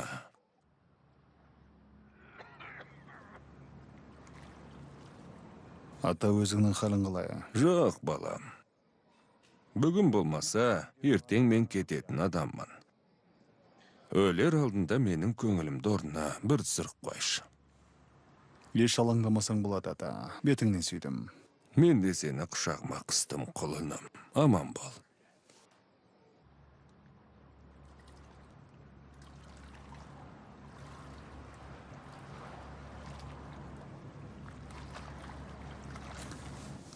Хаджи кінәлі емес. Сонда қалай? Мұны қайдан шығардың? Ол адамның кінәсі жоқ. Нағыз тажалды қорғау үшін олар бізді пайдаланды, яғни мені пайдаланды. Мұны мен не дегім келеді, Фрад? Біз Интерполға сұрау салдық, ФБРден көмек сұрадық. Ал енді келіп кешіріңіздер, біз нағыз қылмыскерді ұстамаппыз дейміз бе? Олар бізді жас бала құсап алдық кетті. Масқара! Масқара! Директор, жап аузыңды! Сендер бәрін бүлдірдіңдер. Жоғалыңдар.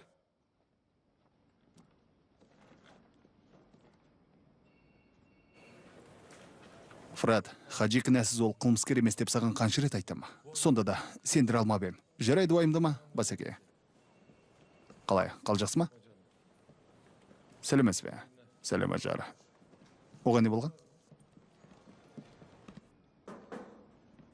Мазлағаным үшін кешірерсіздер, бірақ маңызды жаңалығым бар.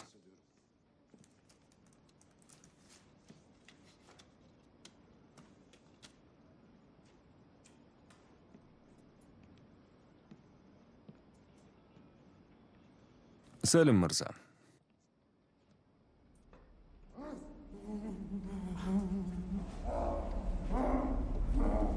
Рахымды да мейірімді Алланың атымен бастаймын. Мұсылманның қанын төккендер жазасыз қалмайды. Біз Палестинаны, Ирак пен Ауғанстанды босатқанға дейін опастарға қарсы күресімізді жалғастыра береміз. Исламның жаумен ауыз жаласқандарды кешірмейміз. Алла бисмиллах, Аллаху акбар. Аллаху акбар. Аллаху акбар. Аллаху акбар. Аллаху акбар. Аллаху акбар.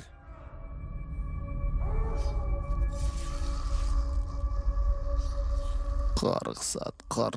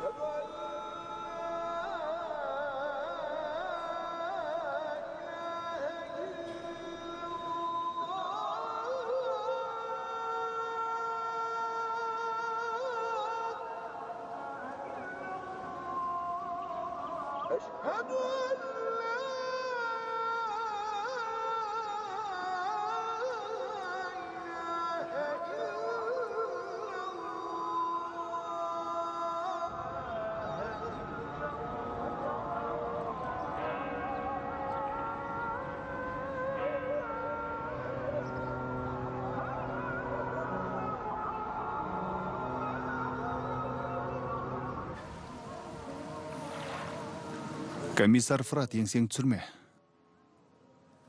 Бәрімізді қателік жібереміз. Оның үстінен бұл қай жерде болса да бәрібір емес пе? Қылмыскерлерді ұстау үшін біз өмір бойы иіненің ұшында жүрдік. Шынымды айтсам, қатты шаршадым. Мен де. Қазір. Алло? Не? Дажжал ұсталыпты.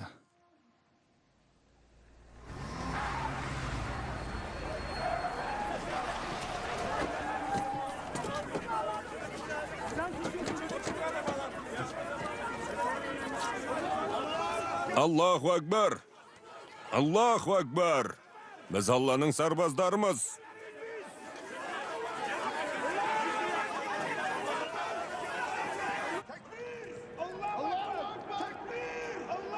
Аллаху акбар! Аллаху акбар! Аллаху акбар!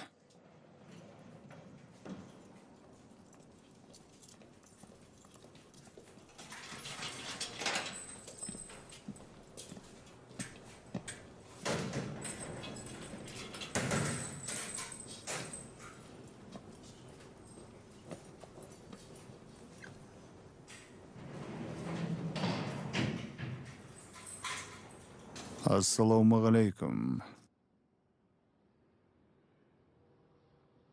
Ва алейкум ассалам.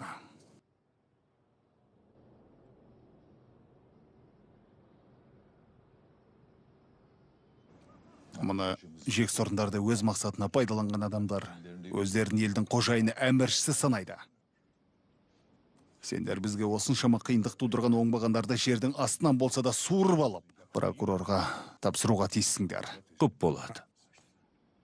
Дұрсын Шахиннің қастандығына қатысты не жаңалық бар? Күдіктілер ізін суытты. Бүкіл елі осындай иттерге толып кетті. Ол оңбағанда көргін кеп тұр.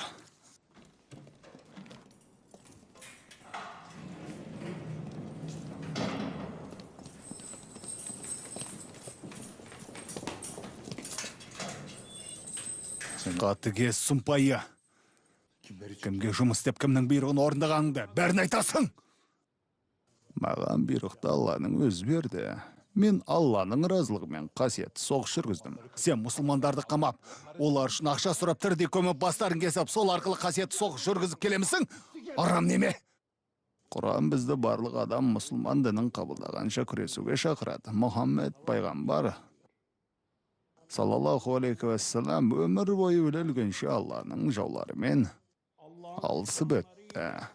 Біз де күресіп өтеміз. Қазір мен сені Алла пайғамбарларға адамдарды исламға даналық және тура сөз арқылы шақыруда өсиет еткен. Жихад адамдарды Алланың ақиқат тура жолына шақыруда білдіреді. Пайғамбарымыз Алланың жауларына абыроймен, намыспен және адал жан дүниемізбен қарсы тұруды үйретті.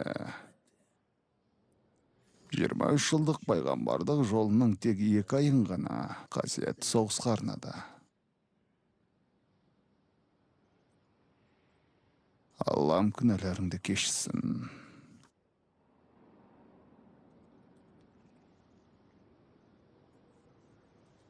Сізден кешірім сұраймыз, Хаджи мырза. Өз атымнан да біздің ұйымның атынан да сізден кешірім өтінемін. Біз үлкен қателік жібердік. Барлығы бір Алланың қалауы ғой.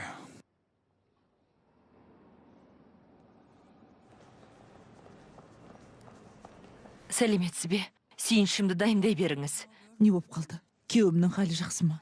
Я, енді ештен ялаңдамасаңыз да болады. Хаджи мырзаны босатқалы жатыр. Алдымен ол ресми түрде сотқа қатысып, сосын бостандыққа шығады. Рахмет сізге.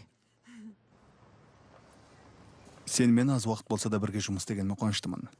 Мен де, Ажар. Тек бір жағдай маған тыныштық бермей жүр. Қандай? Ол адамның кінәсіз екендігін сен о баста білдің. Бірақ сонда да өз дегенінен қайтпағаның қалай?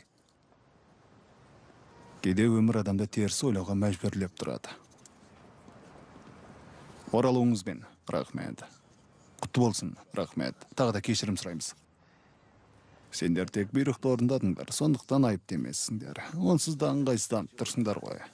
Бәрін ұмытайық. Ал енді не істемексіз? Осында бірнеше күн боламыз, сосын Маркусты шығарып саламыз. Содан кейін Алланың қалауымен Бетлиске анамды көруге аттанамыз. Хажи, біз сізді Бетлиске өзіміз апарамыз. Қажеті жоқ. Бас тарта көрмеңіз. Нью-Йоркте біз сізге қонақ болдық, енді біздің кезегіміз.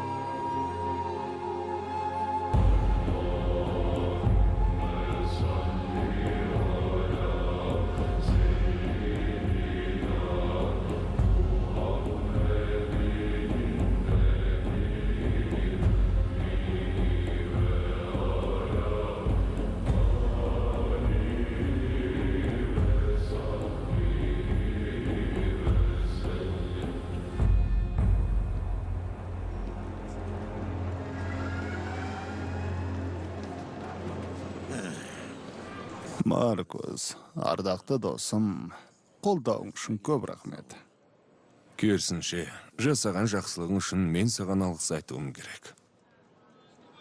Сен мұнда азанмен бірге келіп ең, енді азанмен бірге қайтып барасың. Қымбатты досым, адам туылғанда азан айтылады, бірақ намаз оқылмайды. Ал өмірден өтерде намаз оқылады, бірақ азан айтылмайды. Неге? Өйткені туғанда азанды өле-өлгенше намаз оқу үшін шақырады. Өмір деген қысқа екен. Өтінем, тезірек оралатын бол. Әрине рахмет, барлық үшін рахмет саған олам. Аман есен жетің, сізге қатты ризамыз. Сау болыңыздар. Жолыңыз болсын.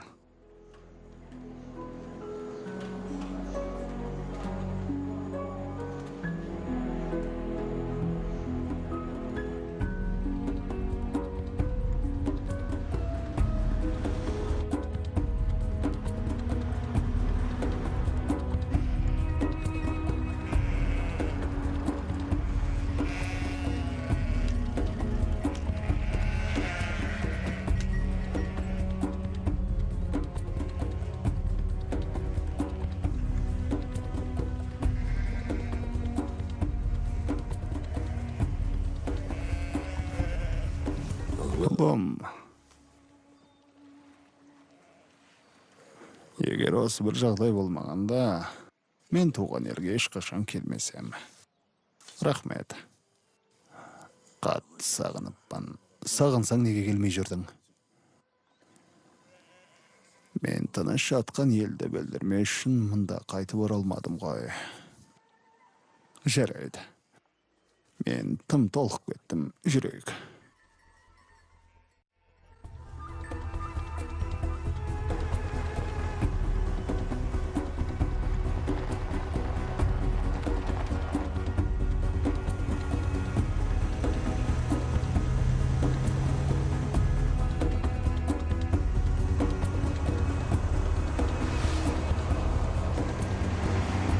Мария, біз жеттік. Бұл Бетлис.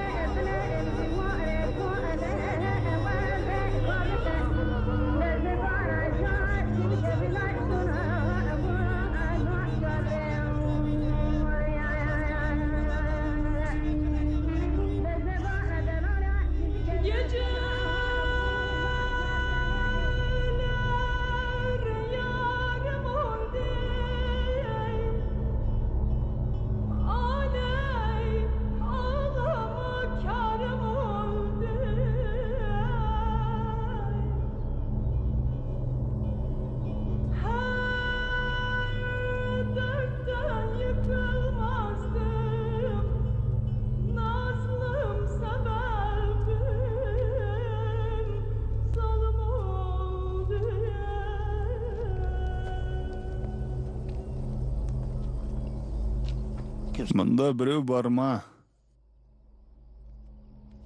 Кім бар?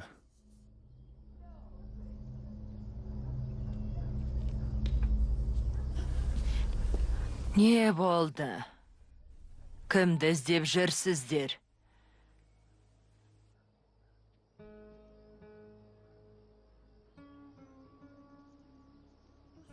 Мында қонақ үй бар ма екен сұраш? Әжей, жақын жерде қонақ үй бар ма екен?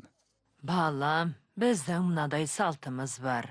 Кімнен қонақ үй туралы сұрасаң, сол үйге түнеп шығуың керек. Сендер Алла жіберген құдай қонақсыңдар. Төрлетіңдер. Келіңдер. Біз сізді мазалап тұрған жоқпыз ба, әжей? О не дегенің, балам, жүріңдер. Мен бір жерге шығып келейін. Қазір келем. Әрине.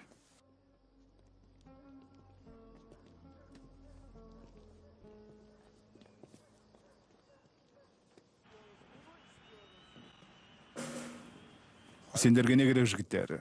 Директор, Фрат бізге де мекемеге де жалған айтыпты. Жалған айтқан нес? Біз тағайындау туралы құжат дайындап жат бір шындықты анықтадық. Сонымен, Фрат бізге жұмысқа тұратын кезде өзінің тегін өзгертіпті. Оның әкесі Исмаил Эрен, Хаджи Гүміш 1973 жылы өлтірген адам Фраттың әкесі екен. Дажал дегеніміз Хаджи Гүміш дегенді айтқан кім еді? Фрат. Ол өз әкесін өлтірген адамды Түркиядан тап болған соң оны Тажалдың нағы өздеп көрсетіп жіберген. Сөйтіп Америкаға дейін баруға тура келді. бұл қалай болғаны, Махмуд? Менің алтын балам. Демек, сен әкеңді өлтірген оңбағанда осында жетелеп әкелген екенсің ғой. Мына жер сол жендеттің қанына бойылғанда, сенің әкеңнің рухы тыныштық табады. Дұрыс дегенсің. Ата, Хаджи жендет емес. Оны дегенің, балам? Не айтып тұрғаныңды білемісің? Ол сенің әкеңді өлтірген. Мен нағыз қылмыскердің қандай болатынын жақсы білем. Хаджи маған шын мәнде не болған айтып берді. Ол жақсы адам. Жақсы адам? Мен саған әке де шеше де болдым. Бірақ мұныңды кешіре алмайым. Жоғалт көз алдымнан. Сен менің ұлым емессің. Ата, мен жастық шағымды кекпен өткіздім. Мен көп жылдар бойы жазықсыз адамның ісінен өкшелеп аңдумен болдым. Алланың атымен ант етейін, Құран ұстап серт берейін, ол кінәлі емес.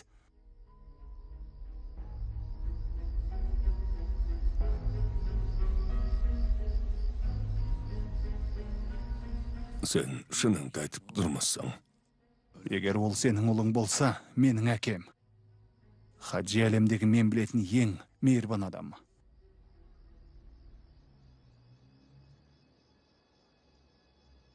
Жарайды, балам. Өзің білерсің. Сені қойып қалғаным үшін кешір. Мен Хаджиға барайын. Мен онда қонбайым, осында келем. Иә, тезірек кел. Әңгіме шертейік. Мен сені сағынып кеттім. Әлі көрсеміз ғой, ата. Әрине, балам.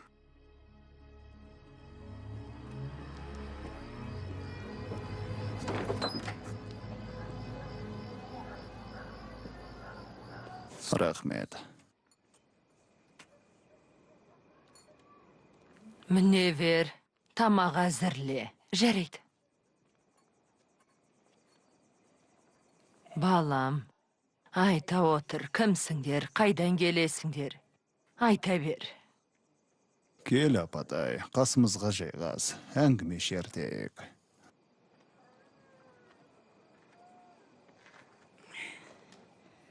Осы аймақтың адамысыңдар ма?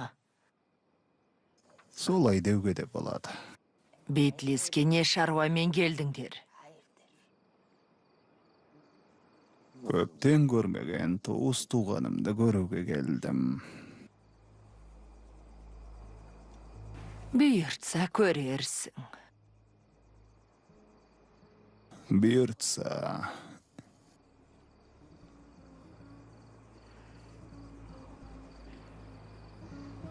Шешей, сіздің туыстарыңыз жоқ па? Екі ұлым болды. Үлкені осыдан 10 жыл бұрын қатерлі ісіктен көз жұмды.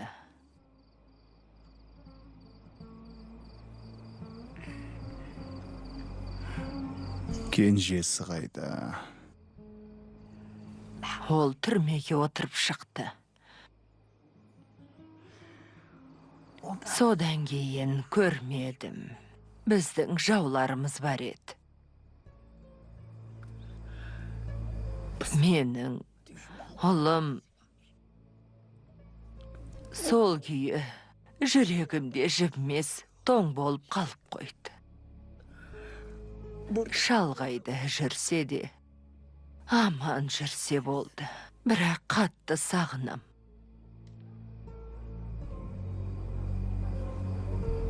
Апа,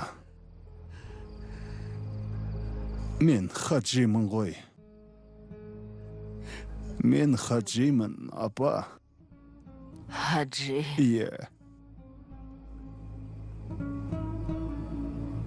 бұл сен бісің. Менің ұлым. бұл менмін, апа. Кешір мені. Хаджи, ұлым менің. Құлыным.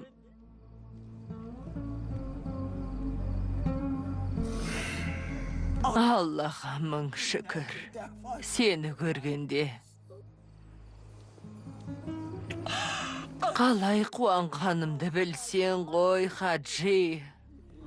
Ұлым, осы уақытқа дейін қайда жүрдің? Мен алыстан келдім. Мен сен үшін келдім, апа. Апа, бұл менің әйелім Мария. Құлдығың болайын. Біздің үйімізге қош келдің, қызым. Ол түрікше білмейді, апа. Ол шетелдік. Мейлі балам, ол да адам ғой. Келіңдер, балалар. Апа, бұлар менің достарым. Олар болмағанда мен Битлиске келе алмасам. Оларға көп рахмет. Бұл Ажар, ал анау біздің желесіміз.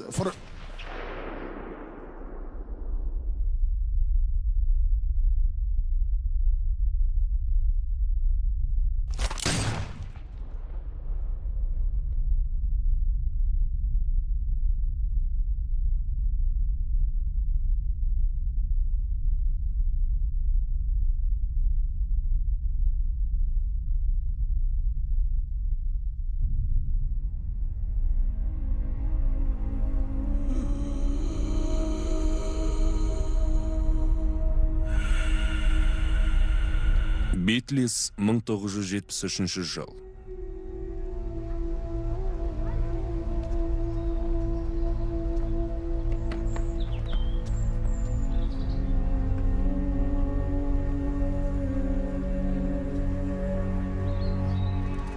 Исмаил! Гүміштерді білетін бол.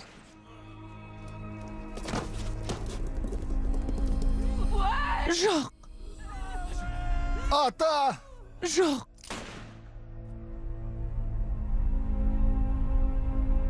Хаджи, жедел жәрдем шақырыңдаршы.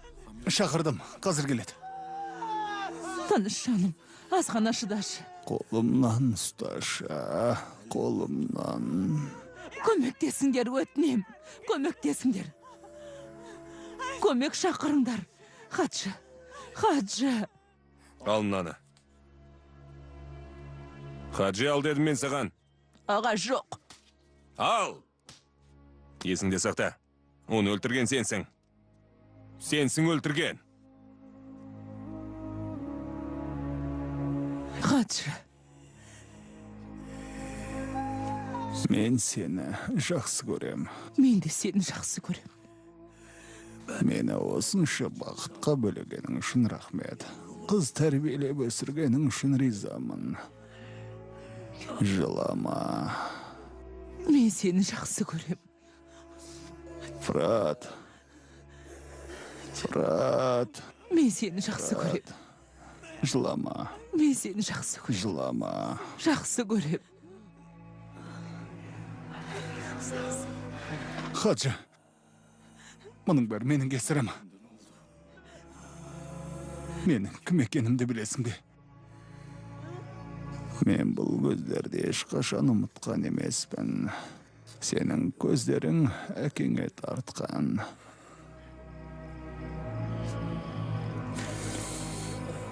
Хажы, кешір мені. Мен өмірімде сенен ізгі адамды көргенім жоқ. Кешірші мені. Қайғырма, ұлым. Бәрі бір Алланың қолында. Мен надандықтан қашып, нәтижесінде сол надандықтың құрбаны болдым. Әйелім, қызымды. Қызым. Хатшы! Хачи! Хачи! Хачи!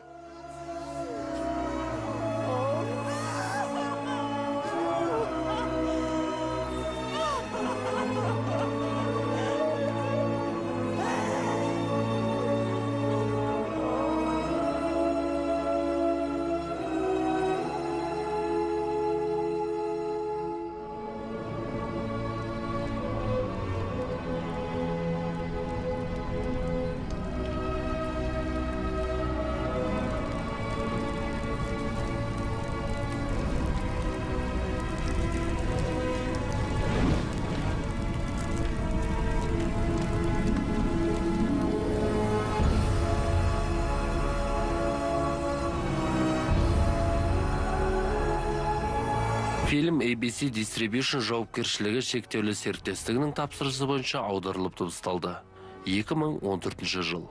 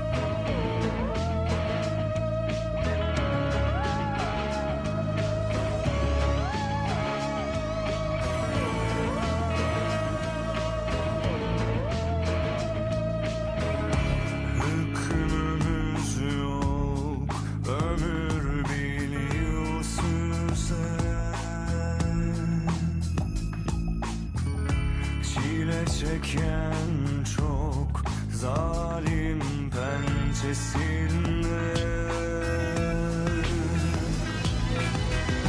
kimi düşmüş zevke duymaz içinde deli gönül aşkından derman peşinde. En son günün yine sen.